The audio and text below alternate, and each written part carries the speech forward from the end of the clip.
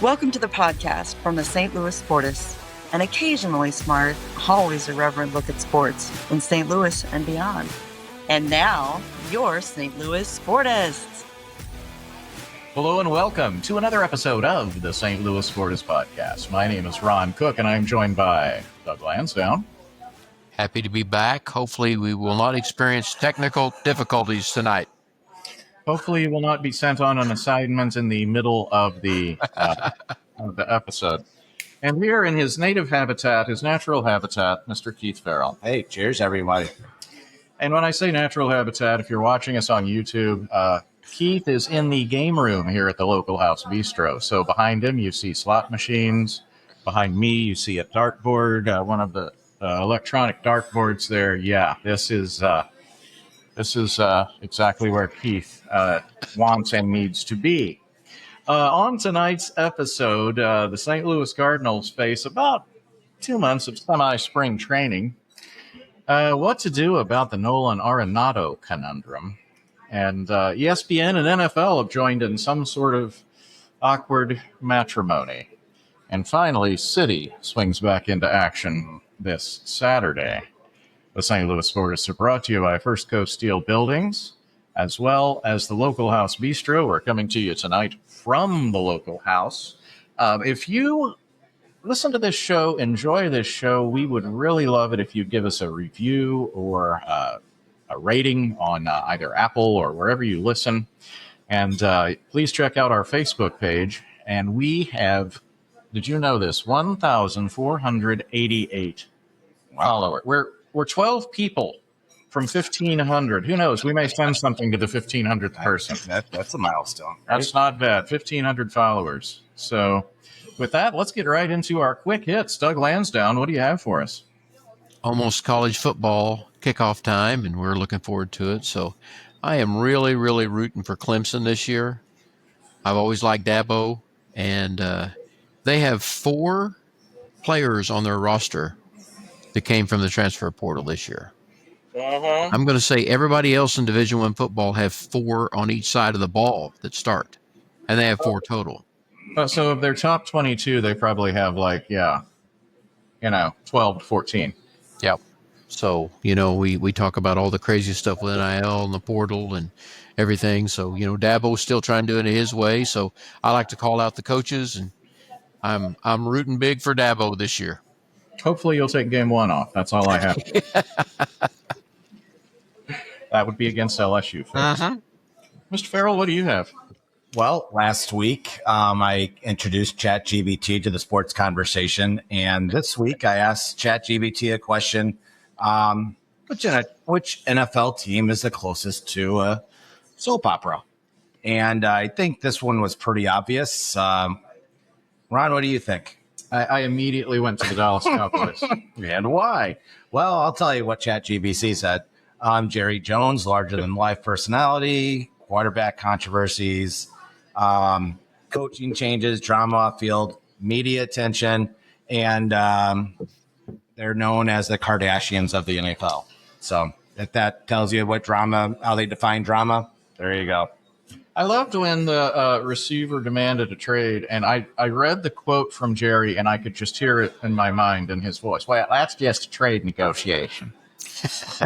That's just a negotiating point. Yeah. He don't mean that. And things are so strung out in the media. Oh, yeah. My God. Yeah. Well, it's the reason what? There's 2-3 newspapers in Dallas. And nothing will ever beat the time that Bob Costas asked him on the air. They're like, you haven't made the playoffs in all of these years, and you've been the general manager. If someone else were your general manager, would you fire them? And he gave the famous, well, it's different. I've always worked for myself. Of course. So Of course he did. Perfect. When I watch a Cowboys game, at least once in my mind, I hear it's different. So, but here a little bit closer to home, your St. Louis Cardinals. I seem to remember a certain sportist saying they're a 500 team, and hey, you know what? Keith, they're 58-58. Yeah, that's whoever said that. Pretty smart guy. I think that would be Doug Lansdowne. So good work there. Currently 13 games behind the insanely successful Milwaukee Brewers. Oh, my. Cardinals are right now 5.5 out of the wild card. The Fangraphs playoff percentage, in case you're wondering, remember when we were doing that for the Blues? Yeah. 5.8%. No. Well, You're going to have better luck in here on these slots than you would be putting any money on that 5.8%. yeah. Doug, what do you think of the current state of the Cardinals? I don't know. I mean, it just feels like we're just out in the wind. So, you talk about Milwaukee. They've probably got 4 everyday players that are better than anybody the Cardinals have, and the Cubs probably have 3 everyday players. I mean, it's not that those guys don't give effort, and you see some glimpse of some of those guys that they have, but I mean, they do not have the players to win a division. So No, but and where do they come? Where do they come from? That's what I'm wondering. Where do the players come from? So, and I love that their manager Pat Murphy Keith says, a lot of teams in the league probably can't name a bunch of our players. That's perfect. And they're a bunch of young guys with some heart, some effort, some guts. And I look at this Cardinal team and I see just so many strikeouts in that lineup. I mean, you just can't have that much slug without people getting on base. And, it's still kind of a boring team to watch. The state of the Cardinals, and I had it here in my notes, and that is what's ownership's, where is their commitment? Is it to winning? Is it to putting fans in the stands? Because if you look at the Wainwright tour and the Pujols Molina tour and all that sort of garbage, and now you're looking at the Mozeliak tour. I mean, because they're not doing anything tangible to really make this team better. The T-shirt would be black. It's just a sad state right now, and I think when Chaim Bloom takes over, I think he's going to nip this Arenado thing in the bud. I think this thing is over for Arenado, and I think you saw what happened. Hey, take this assignment in Florida. And I know you got friends and family out on the West Coast. We're playing on the West Coast. But guess what? We're going to send you to Florida. Just stay away from our team. Mm-hmm. He could have gone to Memphis. He could have stayed in St. Louis. They shipped him out. It could be another one of those that we've talked about before where Chaim says, Nolan, we're going to have a difficult conversation. You're not going to be playing for the Cardinals next year, and we need to figure out a way to make this happen. Because he has hit, and if you're interested, if you're really into this sort of thing, Bernie Miklasz did a 35-minute podcast / video on his decline. He is having statistically his worst year offensively, defense, basically any measurable category. This is his worst year as a pro, with the exception of his first year, which was kind of a partial year. Well, I go back to, I remember it was 3 years ago, Matt Holliday and Nolan Arenado were out in Oklahoma, and they were working on a new swing for Nolan Arenado. And it sucked. It's terrible. I mean, he got worse. And does this organization not have the guts to say, hey, whatever you're doing, it's not working, go back. Go back. Yeah. And that's one of the things, Doug, that Bernie said, that he doesn't want to think about a situation where you say, hey, Nolan, you're not going to be an everyday player. Because could you just imagine the shots of him sitting there kind of simmering on the bench? Because you get the feeling he wouldn't take that very well. No, and I was his biggest critic before the season started, and then those first couple months, I was really happy with how he's acted and reacted, and you guys are up there closer than I am. Is there a chance he would retire? Is the ego too big? Income, yeah, it's generational money. The ego and the contract. He's got 2 years left on that deal, and so that's because Bernie actually talked about that too. You're like, hey, does he just walk away, given where everything is? And he's like, no, not for 2 years with, and it does go down a little bit. I want to say like next year's 21 million, the following year's like 17. Okay, that's $38 million. It's easy for us to talk about. It's still $38 million. That's that's a lot of money still left in that contract. He's not going to walk away from it. I mean, I can see the Cardinals pulling a Mike Leake situation or a Dexter Fowler situation, and eat about 90% of the contract just to get him out of the dugout. But it's either that or he's going to be embarrassed and he's going to have to go through the whole, just fly like a kite out of Bush. I don't see him having a Lou Brock 1979 renaissance, unfortunately. No. Hey, Doug, you and I were talking about, I know Keith said that this is a boring team to watch, and I agree with you 90% of the time, but man, those two games against the Dodgers this week were the Monday and the Wednesday were darn entertaining. When that fourth inning was over yesterday, I thought they're going to get beat 15-0 or 15-1. I thought they don't have a chance in hell of winning this game. And then I started doing a couple more things. I came back and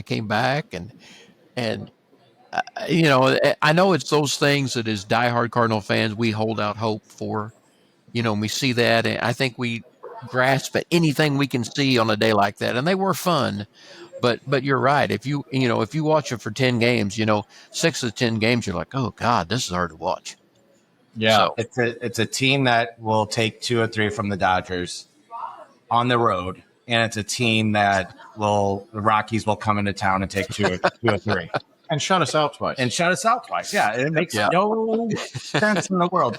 But that's where that's where we're just going to have some. You got to play with this lineup. You got to send some people packing. There's too many holes in the lineup. Yeah. And it's come up lately that if this is a runway season and if we're looking to find out what people can do, I think we know what Miles Mikolas can do. Is it time to make him kind of what Steven Matz was, your long relief guy, and maybe get someone else in the rotation, like maybe a Kyle Leahy, use him as an opener and stretch him out a bit? It has to happen. That has to happen. You cannot continue to put one of the league's worst pitchers in that rotation just to eat innings. Yeah.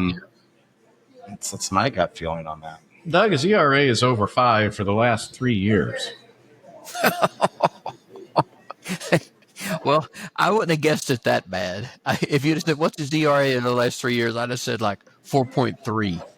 But the other night, oh my gosh! It's the old, it looked like the Dodgers knew what he was going to throw.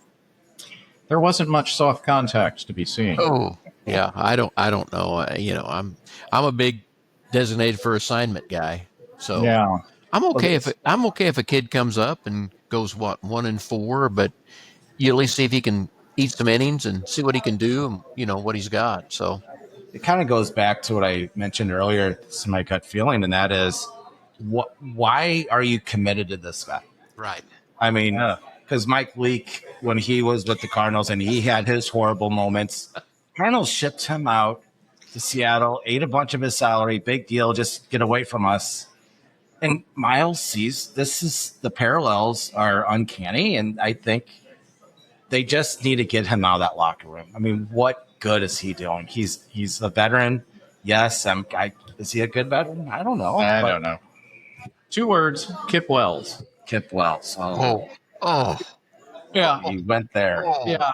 Hey, Doug, I know that you and I have had ongoing conversations regarding Mr. Nolan Gorman, and talk about someone that looks like they've come around a little bit.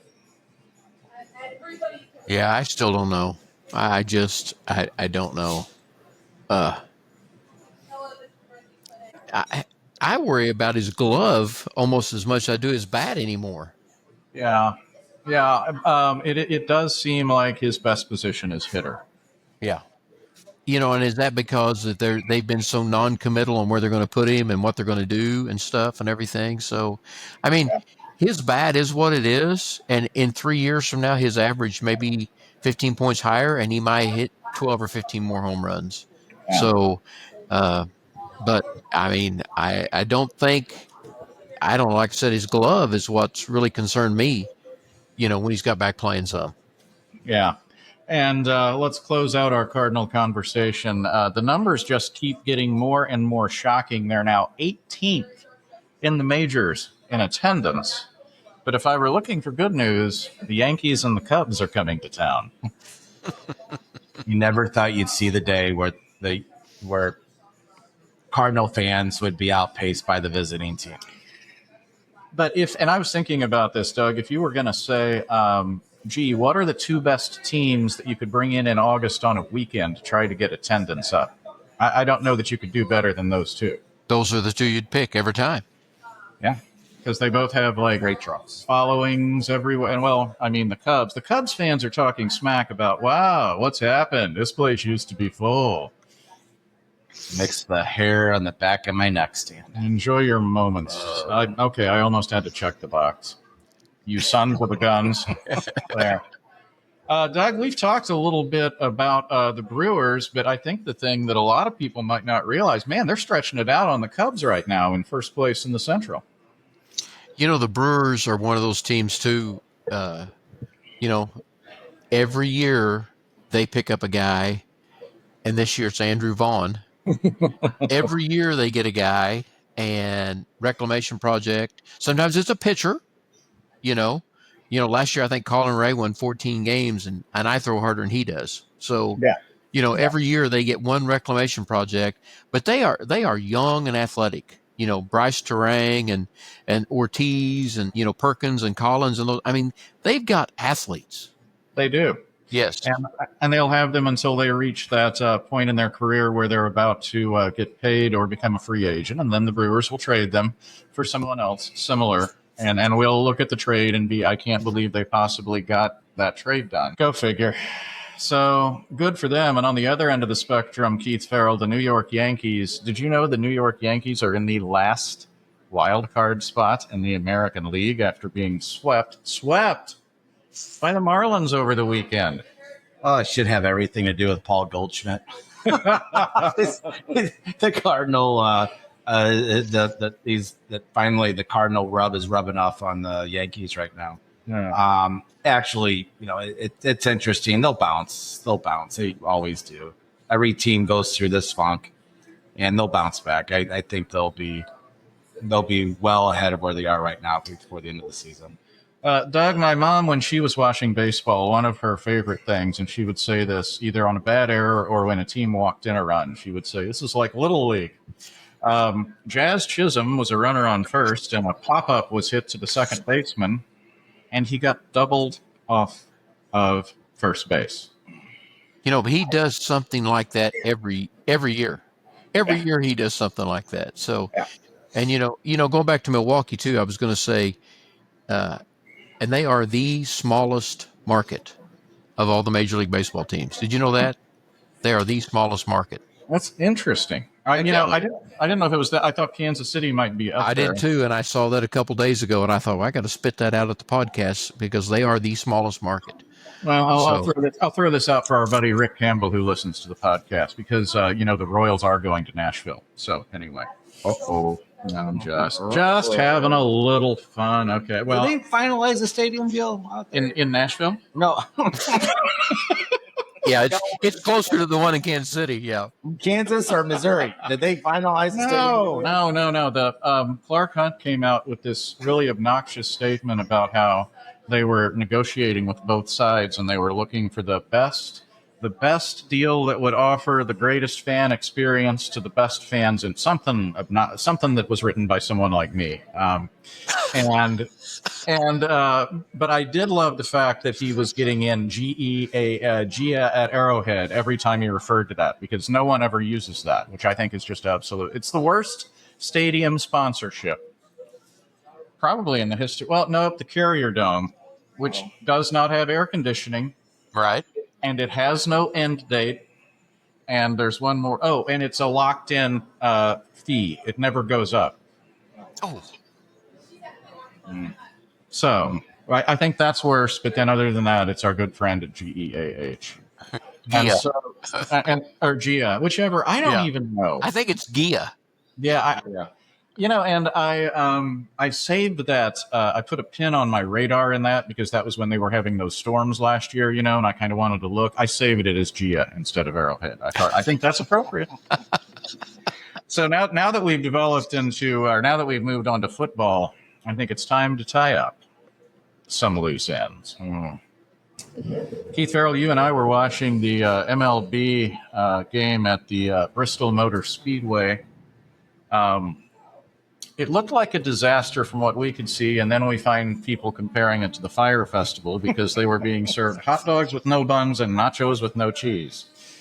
Well, to reintroduce ChatGPT into the conversation, I don't think our electronic wizardry brain was going to support it.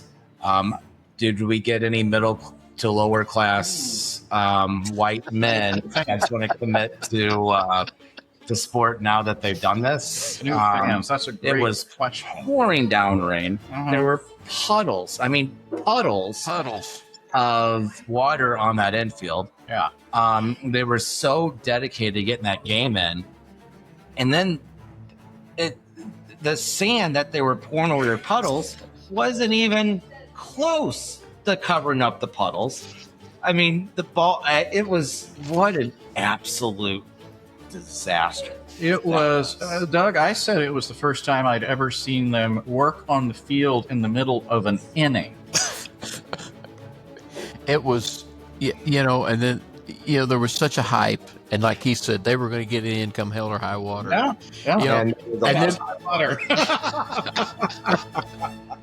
And then they played Sunday, and everybody's like, "Oh yeah, they did play that game. I forgot it was on or whatever." Yeah, so. Nachos without cheese, hot dogs without. I mean, this is a major venue down there.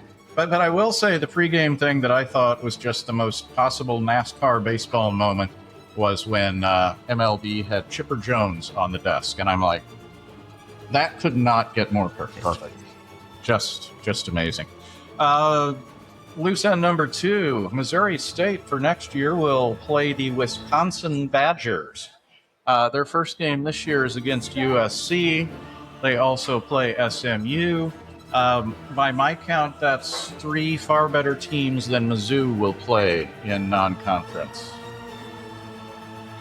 Kudos. I guess Missouri State needs a few extra dollars in their football. Oh, there was a big guarantee on that. Yeah. I'd love to see that, how much they're getting paid for those. I saw the Wisconsin number. I can't remember it. Doug, Are they did you see that? traveling too? Oh, yeah. Traveling too. Oh, yeah.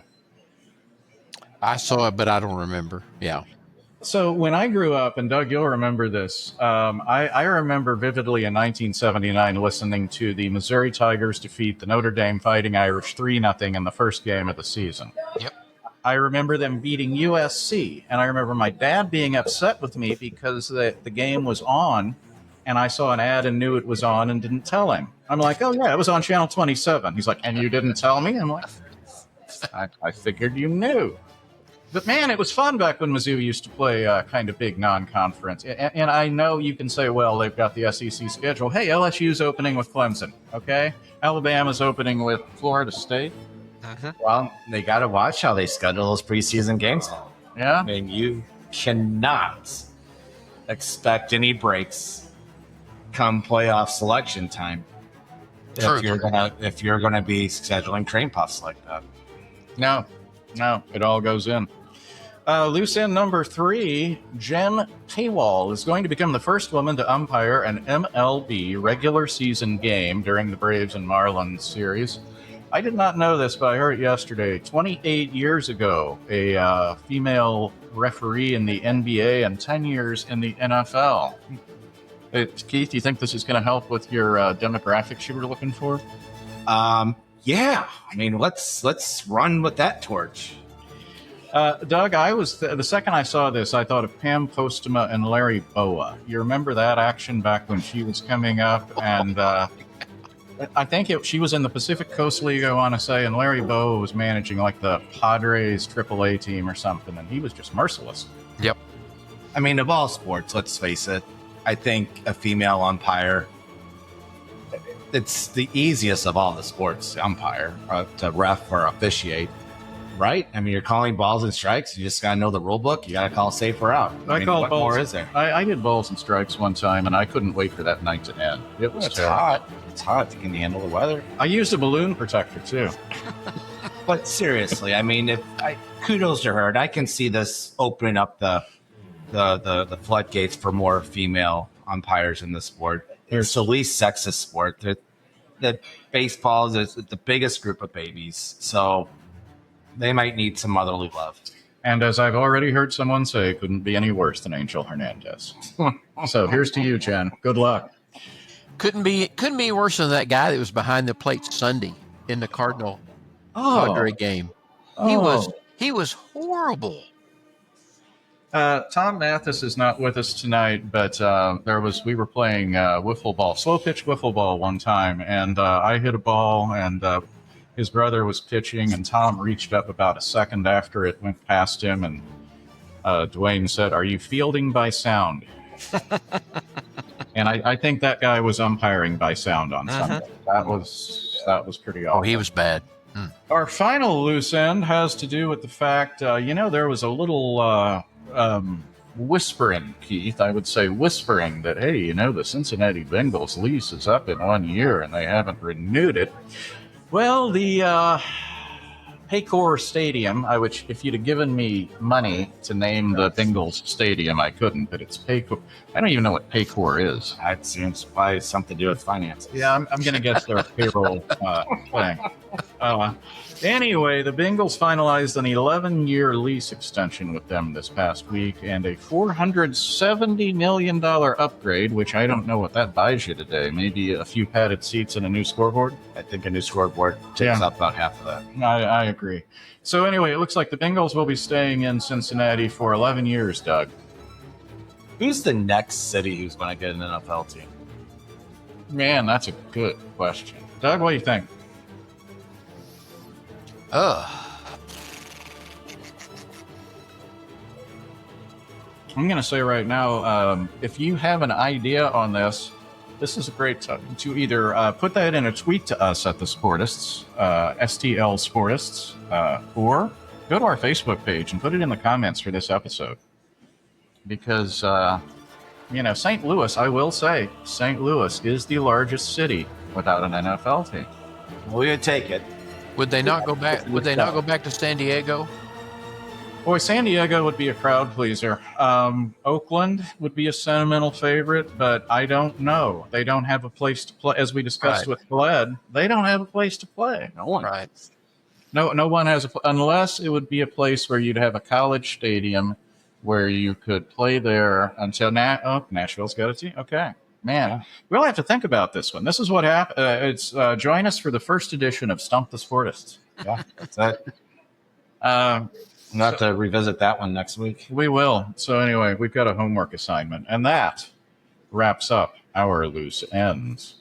We would like to remind you again, the St. Louis Sportists are brought to you by First Coast Steel Buildings. We're very happy to have Jason and his team on board with us. You're going to hear a little bit more about them from Sandra Templeoff here in just a second. But right now, I want to tell you about the Local House Bistro. That's where Keith and I are coming from, and that is where I am getting yet another martini. See? Perfect timing. Thank you. So we are at the Local House Bistro, Keith, one of our favorite places. Yes. We spend a lot of time up here. It is excellent for football, in particular fantasy football. So if you're having a fantasy football draft, this is a place you might, because that's where our fantasy football draft is coming down here in a couple of weeks. They've got 7 TVs in the main bar area. They're larger. There's 1, 2, 3, 4 out there in the main dining area. There's 2 in here, and so you can gamble and watch your football at the same time. That's why America is the greatest country in the world. So come check all of this out. You will never miss a play at the Local House Bistro. Great menus, steaks, fish, appetizers, bar favorites, burgers, pizzas, lots of apps. I think I'm looking at my favorite burger tonight, Keith, which is that blue cheese and bacon. Oh, yeah. It's blue cheese and bacon, and then they just pepper it. It's amazing. So great group up here to take care of you. Tim, Holly, Whitney, Darian, and Dylan. We're here at 16524 Manchester Road. Eat local, drink local, and love local. It's the Local House Bistro. Are you in the market for a barn dominium, house, garage, man cave, carport, or hobby shop? Wondering how to get started or where to go? Whatever you are looking to design, look no further than First Coast Steel Buildings. Give Jason and his team a call at 912-314-4848. They will guide you through the process, designing your building to fit your specific needs and budget. Call them today at 912-314-4848 or get inspirational ideas and start designing your own by visiting them at firstcoaststeel.com. Again, that's the number 1, coaststeel.com. Their low-cost buildings are fully galvanized steel, providing you with worry-free, low-maintenance requirements, integrity, quality, and a family-first approach. First Coast Steel Buildings, 912-314-4848 or firstcoaststeel.com. Discounts for military and first responders.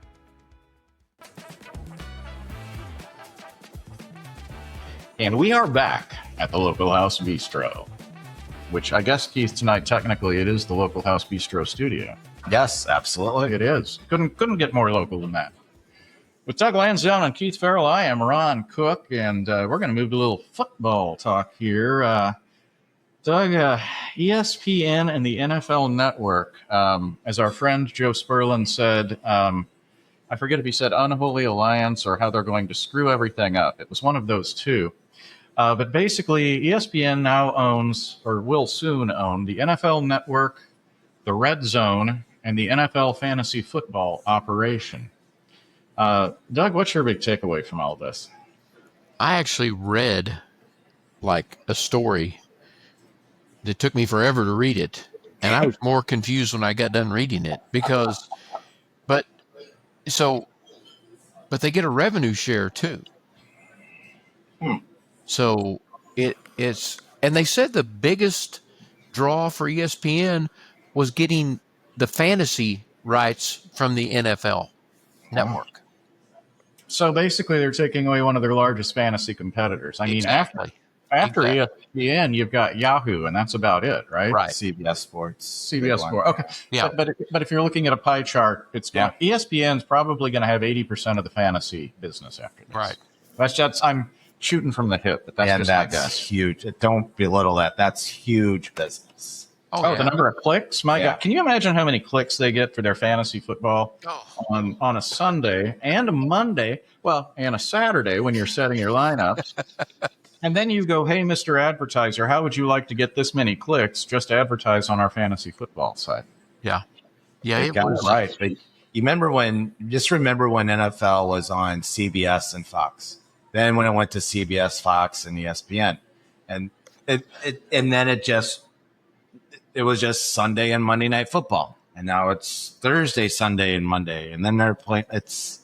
They're friggin', they got this thing figured out.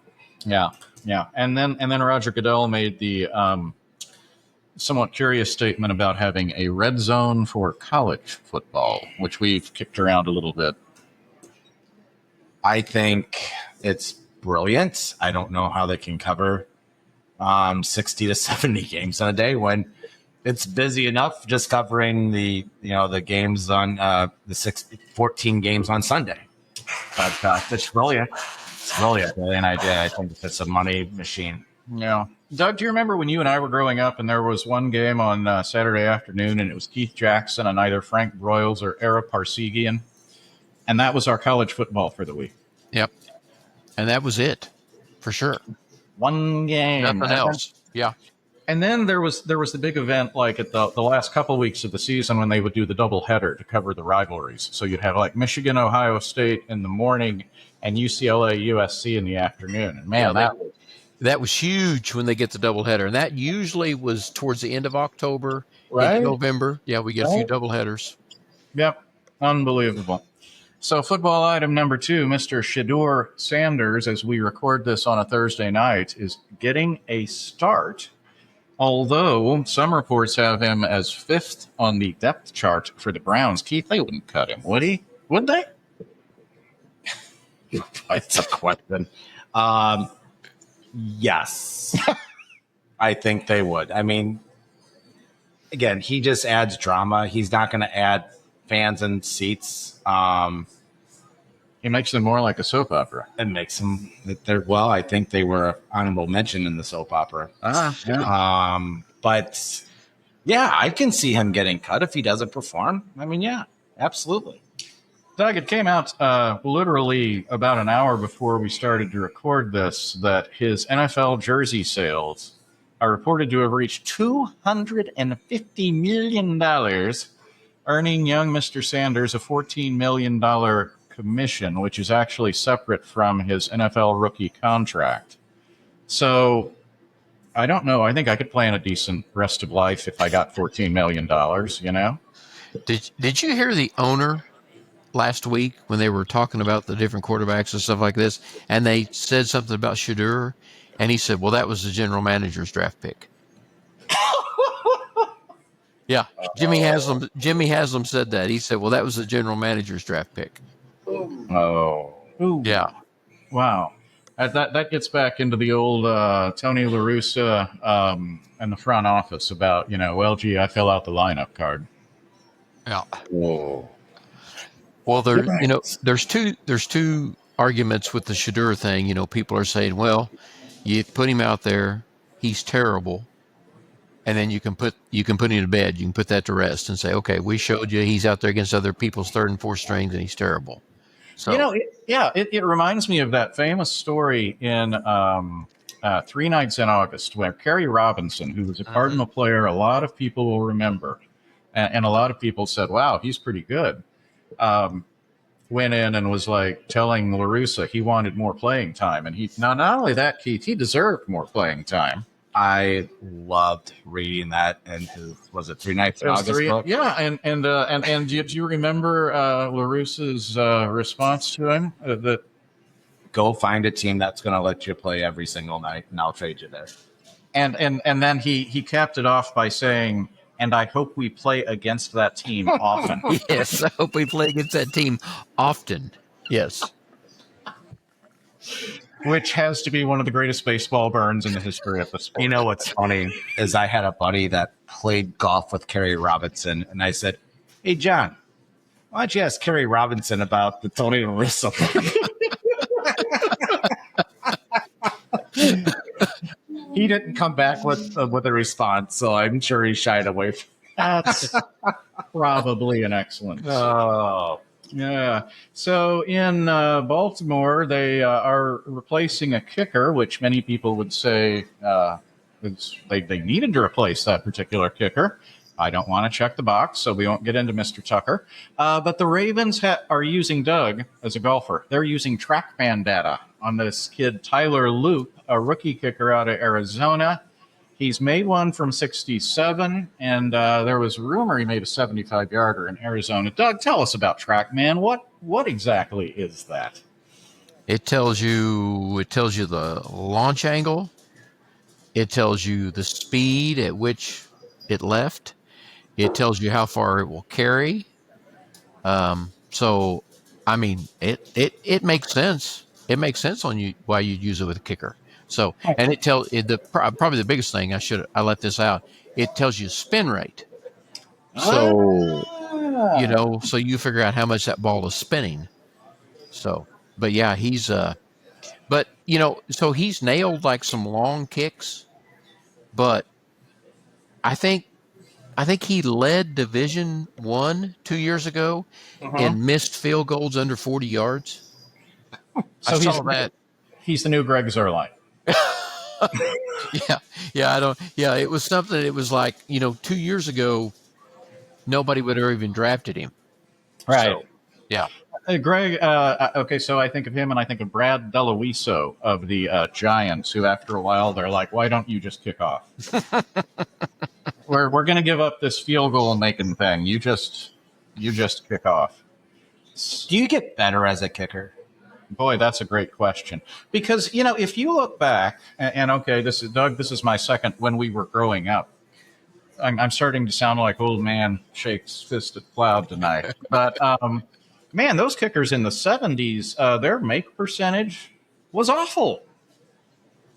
Yeah, well, the fields were also in worse shape. Uh-huh. You think about field conditions and stuff like that. There was not nearly as many domes. Right. So, and of course, They were kicking off of dirt in some cases. oh yeah, yeah. And then you think about, everybody's bigger, stronger, faster. So, but I do think you get better as a kicker because of the routine. You get that routine and it's muscle memory, and you follow through, and you've got that, because you see those guys that find their niche, and when they find a niche, they're successful for a long, long time. Is that a physical thing or is that a mental thing, though? I think it's mental. Yeah. I do. I think they find that routine that is successful, and they just go out there, they try it out, and they go through. That's what Vinatieri always talked about. He did the same thing every day in practice. He did the same thing every time before a game. So it's the routine. And Doug, we can't have this conversation without mentioning Al Del Greco, who just turned out to be a shockingly fantastic golfer. And you couldn't watch one of my favorite events of the summer, which is that Lake Tahoe event. The Pro-Am? Yeah. The one where they're throwing passes to the people off the boat on that par 3. But Del Greco, they always would mention the similarities between the way a soccer kicker swings his leg and a golf swing. Yeah. So there you have it. It's I guess Jim Bakken would have been in bed. I never heard. Was he a good golfer or not? Terrific. He and Mark Mosley, right? Just like Peyton says, he's just a stupid kicker. I believe Drunken was stupid drunken kicker. Yeah. Maybe. Yeah. Uh-huh. So final football note here. Eli Hoff, who covers the University of Missouri-Columbia football program for the St. Louis Post-Dispatch, today in a post, and I'm just going to read this verbatim, says there are no changes to the quarterback battle. That battle, of course, between Sam Horn and Bo Pribula. Yeah. Drinkwitz had a radio segment with a station in Norman today, which I said was curious, and says there is no separation between the two quarterbacks. Hoff says it sounds like Pribula has been better some days and Horn better others, and he closed by saying Pribula with a 60-40 lead right now, but even that is not especially concrete. Doug, what was it John Madden said about quarterbacks? If you've got two, you've got none. I remember like when Lou Holtz down at Arkansas occasionally would have like the runner and it was like Burt Jones's brother. And you knew that every time he came in, they were going to pass. Well, that Atlanta, who was that? The Atlanta, the Sean Hill and that duo. That was effective, really was. But I mean, that was like NFL. I just don't know if they can pull that off. Listen. I also think this is showmanship. This time of the year, it's way too early to let any cats out of the bag. I think there's probably a little bit of spice and sweetener on this thing, just to throw it out there. And because if he did pick a quarterback, that would be news. Oh yeah, at the stage of the game too. So he's making sure he's going to have the right starter. I think whoever he selects for game 1 is going to be your same starter in game 5. Are you suggesting Eli is being a cagey little polecat? He's so fun. Yeah, he's been in the Mizzou, just extended him. Yeah. So that's some good news. Yeah. Have a drink and wink. Yeah. Atta baby. Yeah, I think he's good for Mizzou. And, to have a guy who's going to be there and not get – I mean, you don't see another, perennial top 10 team taking him away from Mizzou, do you? I think he's a Mizzou lifer. Well, I think he's got the possibility to be like Pinkle, which is a phrase I never thought I'd utter in my life. But I think go out drinking one night. Well, heavy drinker. He's following in the proud tradition of Wittenhofer, who beat Vanderbilt and then went out and just want to get some clarification. Made news. Yeah, I think Horn wins the job because of some intangible stuff there. Him wanting to come back, him wanting to be on that team, him wanting to lead that team. And you've always heard what a leader he was. Right. I mean, I think he showed, hey, okay, yeah, I got drafted by the Yankees and stuff, but I want to come back and have the opportunity to be the quarterback at MU. So it wouldn't be the worst thing in the world if you had maybe Prabula comes in around the goal line or something, which reminds me of what was going to be my quick hit that I didn't get to, and this will be our final football item of the night. The Louisiana State University is playing fast and loose, could potentially with the redshirt rule. They've got a gentleman named Juwan Johnson, and he in high school had 171 touchdowns. Now you'd have to do some math to figure out 12 games a year. Right. So Juwan comes to LSU, and they do, in the proud tradition of LSU decisions, they made him a defensive back, which is the reason Marshall Falk didn't go to LSU, because they wanted to make him a defensive back. He's like, no, I want to carry the ball, and he went to San Diego State. Yeah, And the rest is history. we see how that turned out. Good move. We see how that turned out. So anyway, Juwan ended up on the offensive side of the ball last year after practically every single running back LSU had on scholarship got hurt in a matter of like the first 2 games. And so this year in the spring game, they use him in goal line situations, and he was basically unstoppable. But he's playing quarterback. Now, in case you haven't heard, LSU has a Heisman candidate quarterback in Garrett Nussmeier this year. So they have raised the possibility of using Juwan in 4 games, which you can do and retain your red shirt. And those 4 games could be Clemson, Alabama, Ole Miss, and then one near the end of the year, Arkansas or Ole Miss. Who knows which will be, Arkansas or Oklahoma. Who knows who will be the bigger threat at that time. Sam Pittman may be gone. Well, heck, both coaches there could be gone. So I had never heard of the red shirt rule being used like this, Doug. No, and it's, you can see the advantages to it and everything. So, but I guarantee you, Brian Kelly did not come up with that idea. I grudgingly have to agree with you. Well, my first thought that came to my head was, LSU trade Nussmeier. And how close is college football from making trades? Don't give the NCAA any ideas. Oh, my God. You know what they could do, Keith? They could trade them, and in return, that new rule says every team or every college gets $20 million in NIL. Teams could trade their NIL for players. Their slots, yeah. Yep. Boy. If this happens, ladies and gentlemen, you heard it here first. And I'm not saying it won't. So with that, Keith, let's very quickly talk a little city.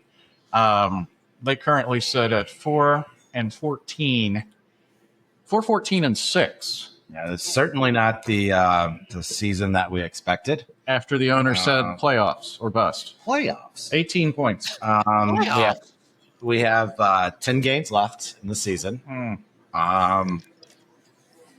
We said it last week. This season was hopefully one of those one-offs. You expected this in season 1. A team that just hasn't been able to put it together with a core group of players. And I think there's going to be some major changes. I think players are playing for jobs. I think if you're any player on STL City FC, I think you're looking at you better show some effort. You better show some heart. If you want to be in an MLS uniform next year, you better play your ass off, because I think everyone on this roster is vulnerable right now. It's almost like Glengarry Glen Ross. All of you are fired. You've got 10 weeks to regain your job. And you know something? We made the playoff in year 1. State knives. Bring in another 22-person roster. It can be done. Just promote City 2. They're killing it. Yeah. City 2 is rocking. Where do they play? The more I think about that idea, Keith, I kind of like it. Where do they play? Where does City 2 play? Oh, well, so think of them as like the AAA team for St. Louis City. They play at Energizer Park, and they've got a few people. So you can kind of, the MLS rules are, oddly, I think it's 4 games, just like the red shirt. You can have a temporary loan from City 2 up to the big team for 4, and after 4 games, you've got to offer them a contract. And I'll say this much: you see those City guys come up, and there is 100% hustle. I mean, they're banging, they're getting yellow cards, they're playing a system, and they outwork the guys that are on the City 1 roster. It's amazing, and you give me heart over skill any day of the week. I love McSorley. Oh my God, he can score, and we said Henry Kessler looked like he could start a bar fight at any second. I think McSorley goes out there with that idea. He plays with malice. I bet you Kessler showers once a week. You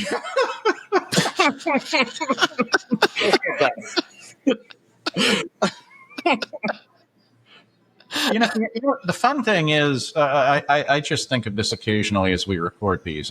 We've got like 13 candidates for the title of this episode. You know, at least. Well, Kessler's. Listen, on all seriousness, he's coming back from IL this week. Mm-hmm. He's one of my guys that I just love to watch. He had a tough job replacing Parker when Parker departed, mm-hmm. and he just goes out there and just knocks people around. It's so fun to watch. Mm-hmm. As a stopper like that, he's like a goaltender in hockey. You have to play with a loose screw because you're the last one back there. Yeah, and he punishes people, and and then he asks them if they like it the second they stand up. He'll like get right in their face. It's Connery and the Untouchables. How do you think he feels now? Better or worse?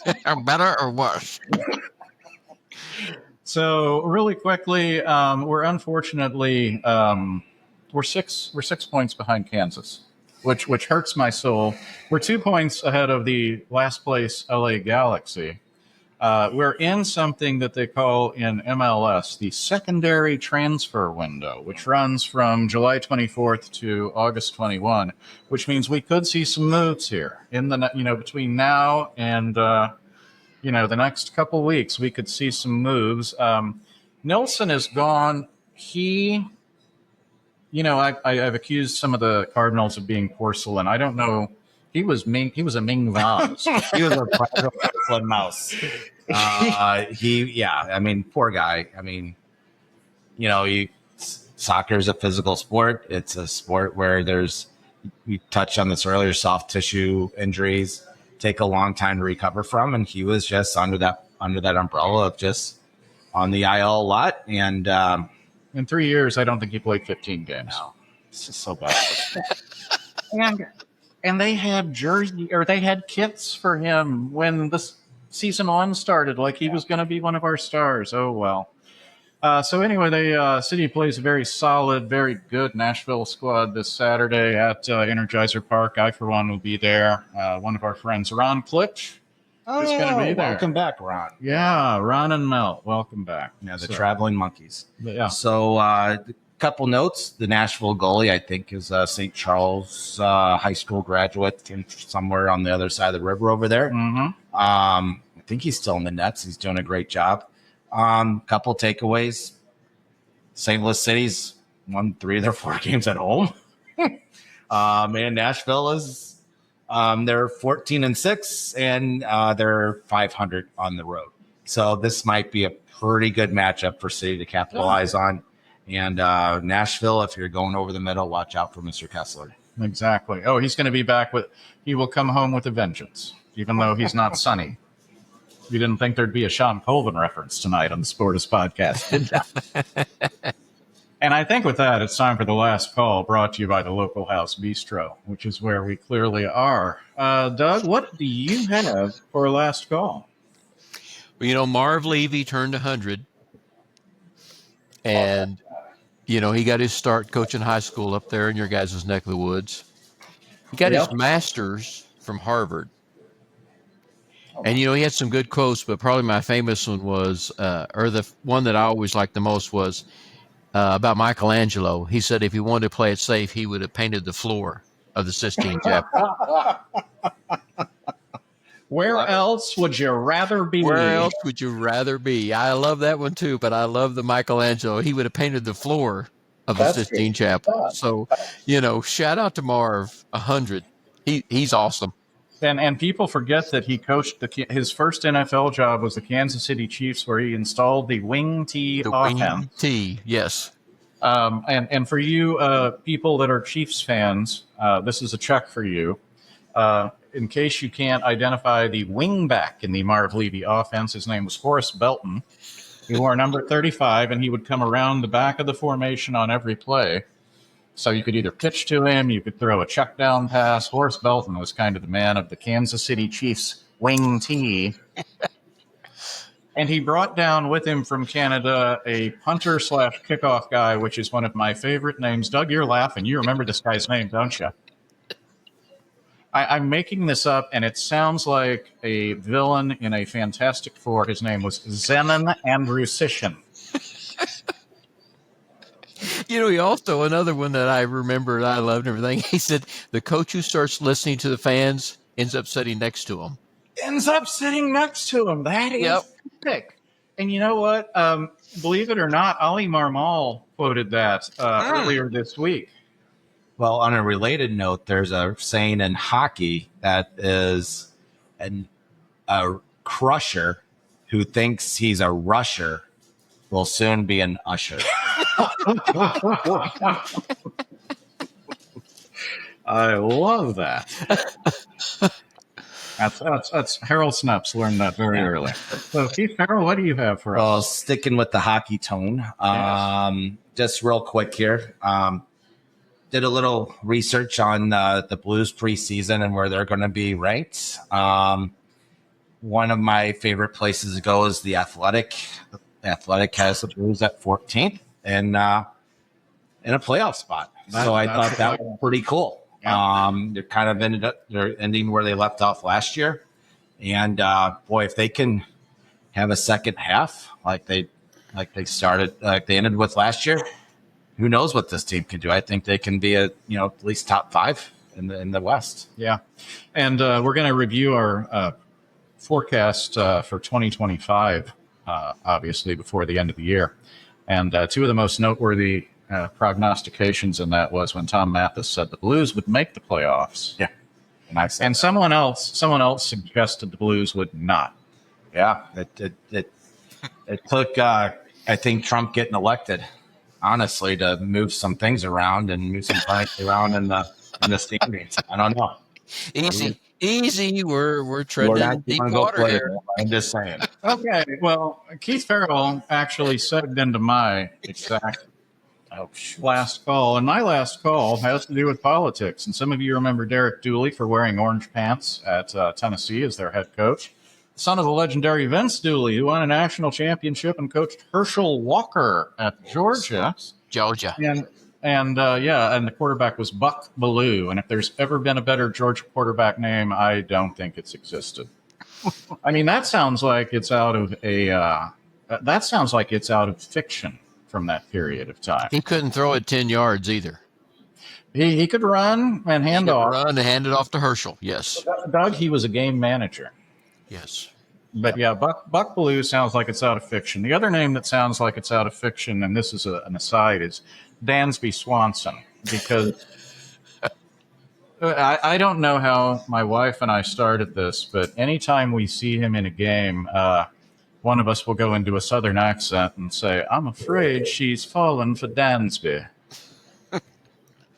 Anyway. But yeah, back to Mr. Dooley.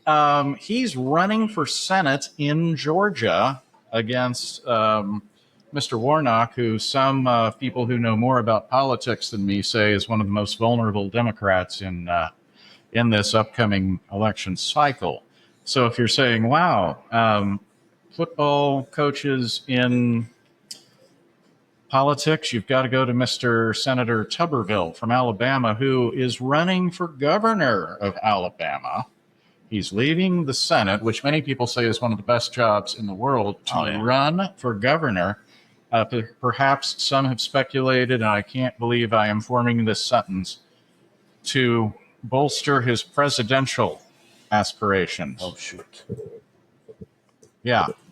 And you might say, okay, so who are two other people that might be involved in politics? And this is with reliable sources I report. Apparently, Peyton Manning has been approached about running for Senate out of Tennessee. Yep. And has given it strong consideration. And although, Doug, if I'm Peyton Manning, do I really want to give up my current life?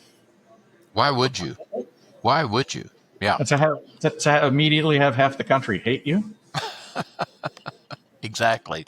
Yeah, the second you put an R or a D after your name, there's people that will immediately say, I never liked him, he's terrible. Yep. And then the other one, and this has been long rumored, is Mr. Drew Brees, the Saints legend, who, I mean, they were talking about that while he was still playing. And, you know, he said that he had a desire to serve the public. He obviously, he and his wife, very charitable in New Orleans during his time with the Saints. So those are just a couple to watch because we like to keep you on the leading edge of things here on the St. Louis Sports Podcast. And so this is where we remind you and ask you, if you enjoy this show, please like, rate, follow us. Did you know that if you click follow, you'll get a little ding if you want every time we drop a new episode, which is once a week? Ding. There you go. So with that, thank you so much for listening to this episode of the St. Louis Sports Podcast. We'll be back next week. Doug Lansdowne. Thank you, sir. Where else would you rather be than right here, right now? Couldn't have said it better. Mr. Farrell? Cheers, everyone. See you next week. And thank you again for joining us on this episode of the St. Louis Sports Podcast. Take care. And that wraps another episode of the St. Louis Sports Podcast. Please like and subscribe to stay up to date on all the latest episodes. You can find these guys on all major podcast platforms. And thanks for listening.